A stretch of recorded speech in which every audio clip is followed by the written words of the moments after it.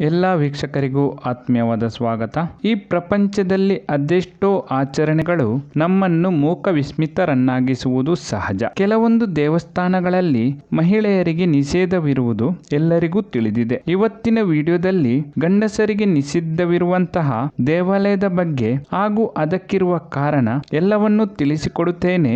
ದಯವಿಟ್ಟು ಈ ವಿಡಿಯೋವನ್ನು ಕೊನೆ ತನಕ ನೋಡಿ ನಿಮ್ಮ ಅನಿಸಿಕೆಗಳನ್ನು ಕಾಮೆಂಟ್ಸ್ ಮೂಲಕ ನಮಗೆ ತಿಳಿಸಿ. ಅದಕ್ಕೂ ಮುನ್ನ ನೀವಿನ್ನು ನಮ್ಮ ಚಾನೆಲ್ ಅನ್ನು ಸಬ್ಸ್ಕ್ರೈಬ್ ಮಾಡಿಲ್ಲ ಅಂದ್ರೆ ದಯವಿಟ್ಟು ಸಬ್ಸ್ಕ್ರೈಬ್ ಮಾಡಿ.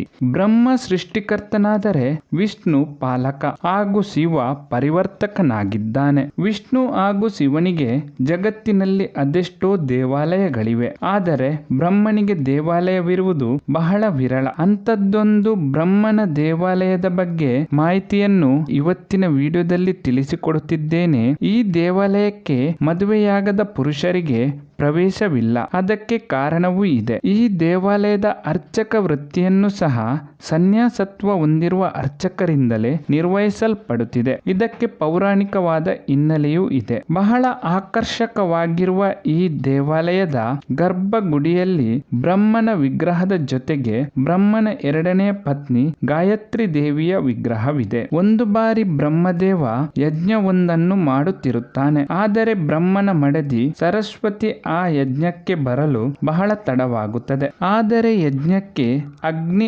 ಆವಿಸ್ಸನ್ನು ನೀಡುವ ಸಂದರ್ಭ ಸರಸ್ವತಿ ದೇವಿ ಇನ್ನೂ ಬರದಿದ್ದಾಗ ಮುಹೂರ್ತ ಮೀರಿ ಹೋಗುತ್ತಿದ್ದರಿಂದ ಬ್ರಹ್ಮನು ಅಲ್ಲೇ ಇದ್ದ ಗಾಯತ್ರಿ ದೇವಿಯನ್ನು ಮದುವೆಯಾಗಿ ಯಜ್ಞವನ್ನು ಪೂರ್ಣಗೊಳಿಸುತ್ತಾನೆ. ಕೆಲ ಸಮಯದ ನಂತರ ಸರಸ್ವತಿ ದೇವಿ ಅಲ್ಲಿಗೆ ಬಂದು ತನ್ನ ಗಂಡನ ಜೊತೆ ಬೇರೊಬ್ಬಳು ಮಹಿಳೆ ಇರುವುದನ್ನು ಕಂಡು ಕೋಪಗೊಂಡು ಬ್ರಹ್ಮನಿಗೆ ಶಾಪ ನೀಡುತ್ತಾಳೆ. ಆದರೆ ಗಾಯತ್ರಿ ದೇವಿ ತನ್ನ ಕೈಯಲ್ಲಿದ್ದ ಅಮೃತವನ್ನು ಯಜ್ಞಕ್ಕೆ ಅರ್ಪಿಸಿ ಬ್ರಹ್ಮನಿಗೆ ನೀಡಿರುವ ಶಾಪಕ್ಕೆ ವಿಮೋಚನೆ ನೀಡುತ್ತಾಳೆ. ಅಲ್ಲಿಂದ ಹೊರಟ ಸರಸ್ವತಿ ರತ್ನಗಿರಿ ಸೇರುತ್ತಾಳೆ. ನಂತರ ತನ್ನ ದುಡುಕಿಗೆ ಪ್ರಾಯಶ್ಚಿತ್ತ ಹೊಂದಿ ಸಾವಿತ್ರಿ ನದಿಯಾಗಿ ಹರಿದು ಈ ದೇವಾಲಯದ ಒಂದು ಭಾಗವಾಗುತ್ತಾಳೆ. ಸರಸ್ವತಿ ನೀಡಿರುವ ಶಾಪದ ಕಾರಣ ಈ ದೇವಾಲಯಕ್ಕೆ ಮದುವೆಯಾಗದಿರುವ ಗಂಡಸರಿಗೆ ಪ್ರವೇಶವಿರುವುದಿಲ್ಲ. ಅಷ್ಟಕ್ಕೂ ಈ ದೇವಾಲಯ ಇರುವುದಾದರೂ ಎಲ್ಲಿ ಎನ್ನುವ ಪ್ರಶ್ನೆಗೆ ಉತ್ತರ ರಾಜಸ್ಥಾನದ ಪುಷ್ಕರದಲ್ಲಿರುವ